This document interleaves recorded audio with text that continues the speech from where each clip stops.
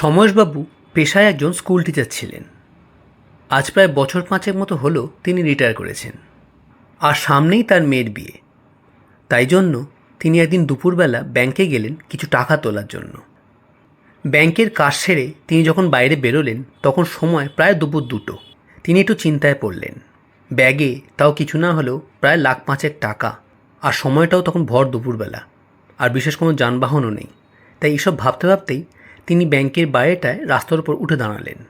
তখনই তার নজর পড়ল রাস্তার ঠিক অপর ফুটে একটা চায়ের দোকানের দিকে। সেখানে 1 বছর 30 মতো বয়সী যুবক তার দিকে যেন এক দৃষ্টি দিয়ে তাকিয়ে আছে। ছেলেটির পরনে একটা খুব সাধারণ জামা এবং প্যান্ট, চুলগুলো একটু উস্কো খুস্কো। তার দিকে ধীর গতিতে আস্তে আস্তে ছেলেটি এগিয়ে আসছে। ছেলেটিকে দেখে তার মন যেন একটু কুগান গাইতে লাগলো। তিনি আর সময় নষ্ট না করে তাড়াতাড়ি হাঁটা লাগালেন। খানিক দূর এগোনো পরই বাঁ হাতে একটা গলি আছে, যে গলিটা ধরে সোজা এগোলে তিনি পুলিশ ফাঁড়ির পাশ দিয়ে বেরোবেন। তাই তিনি আর দেরি না করে সেই গলি দিয়ে এগোতে থাকলেন, এবং তিনি বুঝতেও পারলেন সেই ছেলেটিও তার পেছন পেছনই আসছে তাকে অনুসরণ করতে করতে। খুব ভুল না হলেও তিনি বুঝতে পারলেন যে ছেলেটি একটা কোনো কিছু বলে তাকে ডাকলো একবার। তিনি আর পেছন ফেরার মতো সাহস করলেন না, কোনো রকমে হাঁটতে লাগলেন। মুহূর্তের মধ্যেই মনে হলো কেউ যেন তার পেছনে এসে দাঁড়ালো। তিনি ঠিক মুখ ঘুরিয়ে তাকাতে যাবেন, আর ঠিক সেই সময় তার মাথার পেছনে কেউ একটা আঘাত করলো। আঘাত করা মাত্রই তিনি একদম মাটিতে লুটিয়ে পড়লেন, আর তার টাকার ব্যাগটা হাত থেকে ছিটকে গেল। তখন সময় ঠিক কী তা উনি জানেন না। ওনার চোখ খুলল হাসপাতালে। তিনি চোখ খুলে দেখলেন একপাশে তার ভাই, তার ভাইয়ের ছেলে, তার পাড়া প্রতিবেশী বেশ কয়েকজন দাঁড়িয়ে আছে, আর তার মাথার মধ্যে ব্যান্ডেজ বাঁধা এবং মাথার পেছন দিকে বেশ তীব্র যন্ত্রণাও আছে।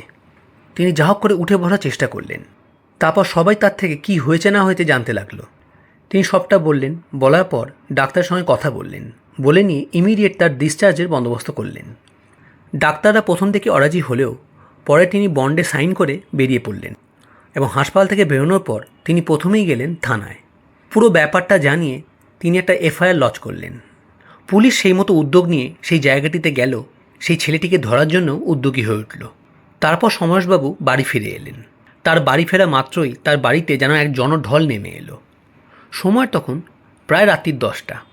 হঠাৎ তার বাড়িতে একটা কলিং বেলের শব্দ হলো। তার স্ত্রী গিয়ে দরজাটা খুলে দিলেন।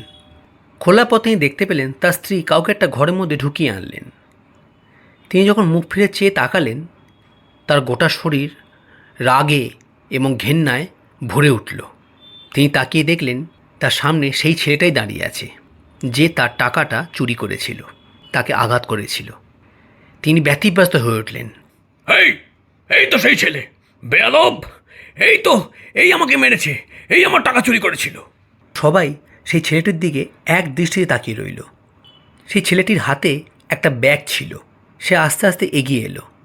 এগিয়ে এসে সমরেশবাবুকে বলল, স্যার, আমায় চিনতে পারলেন না স্যার? এই বলে সে সমরেশবাবু পায়ে হাত দিয়ে প্রণাম করল। তার এই কাণ্ড দেখে খানিকটা স্তম্ভিত হয়ে গেলেন। হয়ে গিয়ে জিজ্ঞেস করলেন, মানে কে কে তুমি? স্যার বলছো আমাকে? তারপর সেই ছেলেটি বলল, হ্যাঁ স্যার, আপনি বোধহয় আমাকে চিনতে পারেননি স্যার। আমি সুরজিৎ স্যার। আমি আপনার কাছে পড়তাম। আপনি আমার স্কুলের হেড টিচার ছিলেন। আমি তো আপনারই স্টুডেন্ট ছিলাম স্যার। আমাকে মনে আছে স্যার? ছেলেটি তার বেশ কিছু বিবৃতি দিতে লাগলো, আর কিছুক্ষণের মধ্যেই সমরেশবাবু সেই ছেলেটিকে চিনতে পারলেন। সমরেশবাবুর মনে পড়ল যে সত্যিই তো এই ছেলেটিকে তিনি তো চেনেন। ক্লাসের মধ্যে আসতো, এক পাশে চুপ করে বসে থাকতো, খুব শান্তশিষ্ট। সেই অর্থে বিশেষ কারোর সঙ্গে কথাও বলতো না, বা সেই অর্থে কারোর সঙ্গে বেশি বন্ধুত্ব করতো না। সমরেশবাবু তাকে কিছু জিজ্ঞেস করতে যাবেন, এমন সময় ছেলেটা তার ব্যাগ থেকে একটা মোড়ক বার করলো, আর মোড়কটা সমরেশবাবুর দিকে এগিয়ে দিল, দিয়ে বলল, স্যার, এইটা বোধহয় আপনার। মানে এতে হয়তো কিছু টাকা আছে স্যার, একটু দেখে নিন। সমরেশবাবু মোড়কটা হাতে নিলেন। তিনি তখন জিজ্ঞেস করলেন, এটা তুমি কিভাবে আনলে? আমি ঠিক বুঝতে পারছি না। তুমি তো তখন তো... আমি আপনাকে তো ব্যাংকের সামনেই দেখতে পেলাম। আমি বুঝতে পেরেছিলাম আপনি হয়তো আমার চিনতে পারেননি। আমি তখন রাস্তা ক্রস করে আপনার দিকে এগিয়ে আসছিলাম। আপনি তখন সোজা হাঁটা লাগালেন।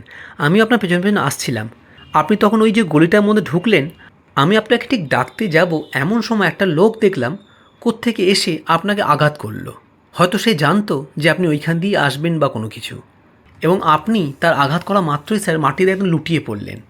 আর আপনার হাতে একটা ব্যাগ ছিল কালো রঙের, সেই ব্যাগটাও ছিটকে গেল। তারপর দেখি সেই লোকটা সেই ব্যাগটা নিয়ে পালাতে গেল। আপনাকে মারতে আমি ছাড়া আরও দু একজন ওখানে দেখেছিল, তারা আপনাকে ধরার জন্য এগিয়ে গেল। আমি বুঝতে পারলাম আমি যদি এগিয়ে যাই তাহলে ওই লোকটি ওই ব্যাগটাকে নিয়ে চম্পট দেবে, এবং এই ব্যাগটার মধ্যে যে কিছু টাকা বা আপনার কোনো দরকারি জিনিস আছে সেটা আমি বুঝতে পেরেছিলাম স্যার, কারণ আপনি ব্যাংক থেকেই তখন বেরোচ্ছেন। তাই আমি আর আপনার দিকে না গিয়ে সেই লোকটিকে ধাওয়া করলাম। অনেক দূর গেলাম আমি তার পেছন পেছন। অবশেষে সেই লোকটাকে আমি অনেক দূর গিয়ে ধরতে পারলাম। বুঝতে পারিনি স্যার সেই লোকটার হাতে একটা ছুরি ছিল, সেই লোকটা সেই ছুরি দিয়ে আমার হাতে আঘাতও করলো। এই দেখুন স্যার, বলে তখন সেই ছেলেটি সমাজবাবুকে তার হাতটা দেখালো, একদম ব্যান্ডেজে ভরা, এবং ব্যান্ডেজে খাঁজে খাঁজে লাল চাপ চাপ রক্তের দাগ। আমি আপনার ব্যাগটাকে কোনো রকমে বাঁচিয়ে নিলাম স্যার।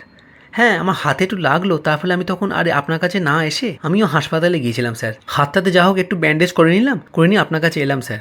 ক্ষমা করবেন, আসতে একটু রাত হয়ে গেল আমার। আর স্যার একটু দেখে নেবেন টাকাগুলো ঠিক আছে কি না। ছেলেটির মুখ থেকে কথাগুলো শুনতে শুনতে সমাজবাবু মনে মনে অনুতাপ করতে লাগলেন।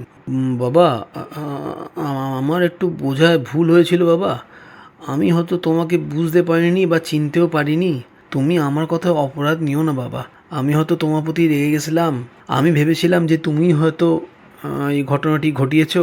আমাকে বাবা তুমি ক্ষমা করে দিও বাবা, আমি বুঝতে পারিনি। ও মা, ছি স্যার, একদম না।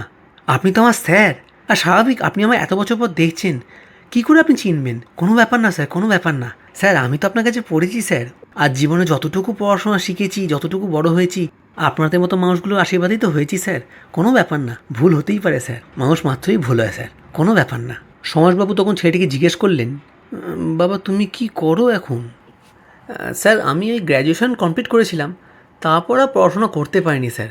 তার মধ্যে বাবাও মারা গেলেন, মায়েরও শরীরটা একদম ভালো না, আর আমার কিছু করা হয়ে ওঠেনি।